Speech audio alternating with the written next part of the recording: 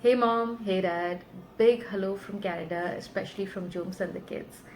For those of you who've been watching my videos, you would know that I moved to Canada very recently with my family, my husband, and my very young boys.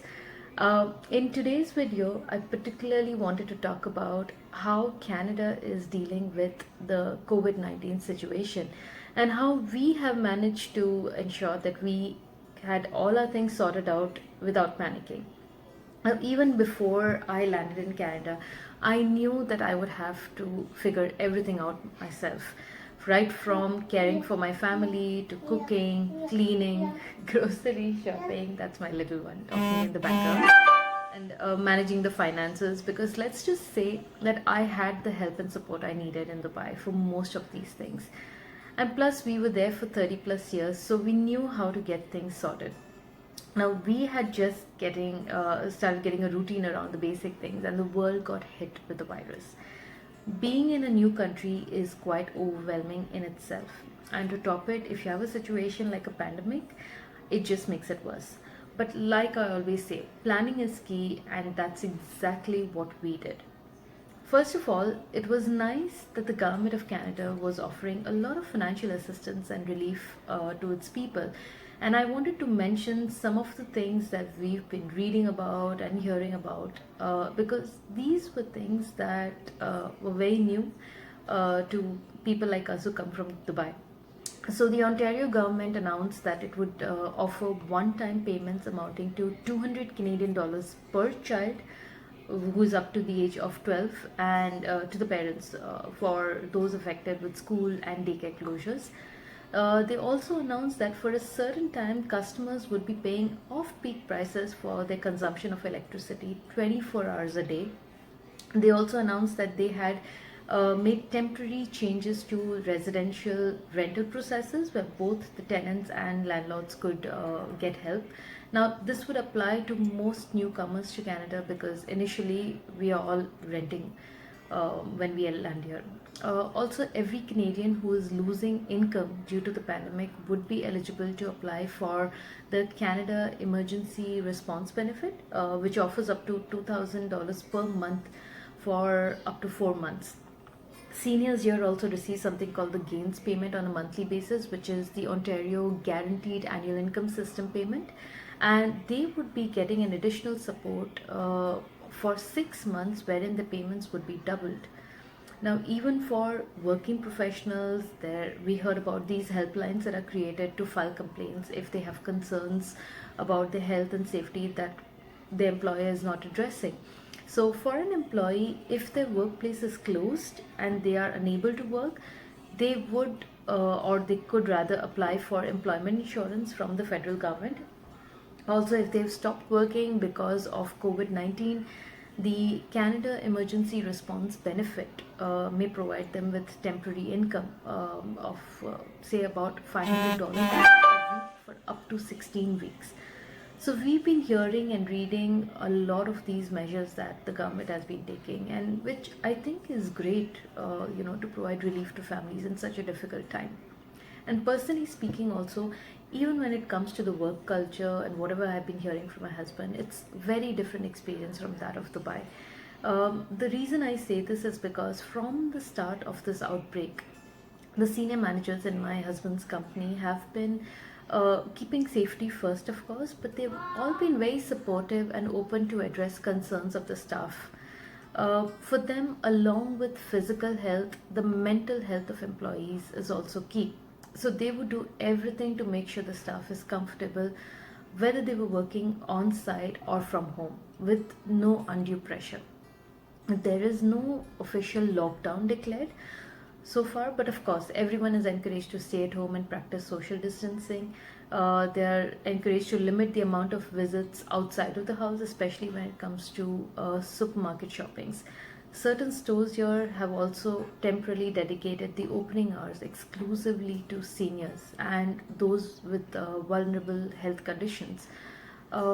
Because there are many open spaces around the house, you can always step out of the backyard and get some fresh air. So initially, my husband was going to the supermarket personally to collect all the things on my grocery list. And I think for the first couple of times, I stayed on the phone with him for 2 hours while he was at the store, because I was more familiar with the aisles. Plus, I didn't want him, checking his phone while he was wearing the gloves. So I would guide him through the aisles on the phone, and do all the price matches that were required to be done, while he would go and pick up the items just to make it faster. Very inconvenient for both parties, to say the least. And there was this one time where I think he didn't have $1 on him to put it in a shopping cart, and here they were discouraging using currencies, so he had to literally walk around the parking lot and find a cart which would work without $1. And I think he managed to find one which was the smallest, and he tried to stuff all the items on my list in that small cart, but I needed him to pick up two big diaper boxes for my baby, which never came because he didn't have space. So the whole experience of grocery shopping was very, very frustrating, and I wasn't comfortable with him stepping out of the house in the first place to start with. It just took longer. The queues were longer outside the stores, and only certain number of customers were allowed in the stores, of course for the right reasons. But all these things made me want to check for options, to look for online shopping. And I did ask around people that I knew in my contacts if they had used this app called Instacart, but unfortunately, nobody that I knew had used it. So I had to give it a try myself out of desperation. And once I use this Instacart app, I can tell you I have not gone to the supermarket. It is so convenient. You get your groceries at the doorstep. In fact, you are actually chatting with your shopper while he's there picking up your items. So, in case, I usually tell them to check the expiry date on the bread or the milk that I need, and they send me a photograph, and only if I approve of it, they would add it to the cart. So, I give them instructions on each items, just to make sure it's, efficient grocery shopping. And I always tell them to ring the doorbell once they've dropped off the groceries, and only once they leave, I sanitize all the things and bring it inside the house. Of course, there's always these one-off instances where a shopper would bill you for something that they haven't really delivered. But even in that situation, I have raised a complaint on the app itself, and I must say they were very promptly rectified. Uh, when it comes to the kids being at home, it can get quite frustrating if you don't have additional help. So I try and make time for myself. So usually we would all wake up in the morning at the same time and finish the breakfast together. And once that is done, my husband would then proceed to start his work, and I would be with the kids. While they're playing, I would try and finish some of my cooking if there's anything to be done for that day. In between, I would log on to the Google Classroom for my oldest son, who's in junior kindergarten, and help him finish off his schoolwork. Because he's in a young, because he's young, excuse me, there's not much learning or writing work that they send, but they always try to encourage the kids to know more about nature, learn about trees, earth day, recycle, etc. Just recently, I think they introduced a math based app which is called Empower, which introduces concepts like subtraction, additions, and my son loves it because it's a very, very interactive application, and you don't have to sit with them, they can independently do it. So once that schoolwork is completed, we break for lunch, and during that time, we usually video chat with my parents who are in Dubai, because that way the kids can stay connected. And in the evenings, while the kids are playing in the house, I try to watch some of the TV shows with my husband, and also finish dinner at the same time. Soon after dinner, my in-laws who are in India would call before the kids are put to sleep, so they can get to chat as well. And yes, the kids are off to sleep by 9 p.m. So that's pretty much our routine during the pandemic.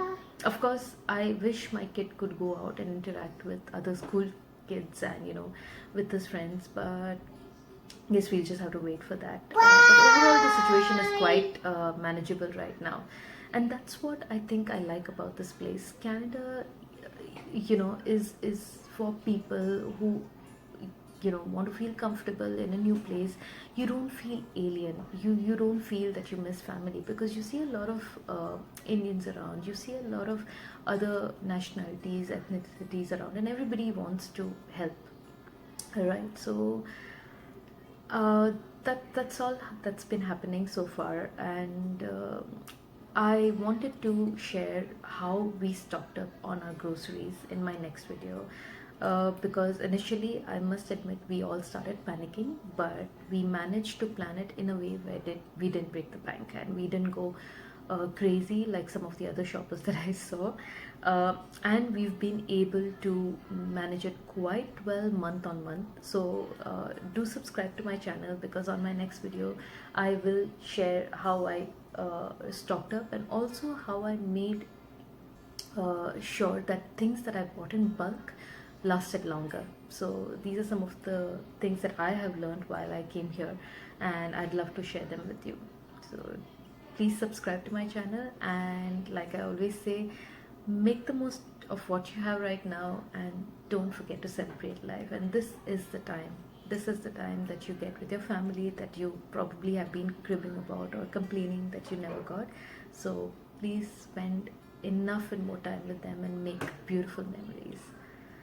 Bye for now.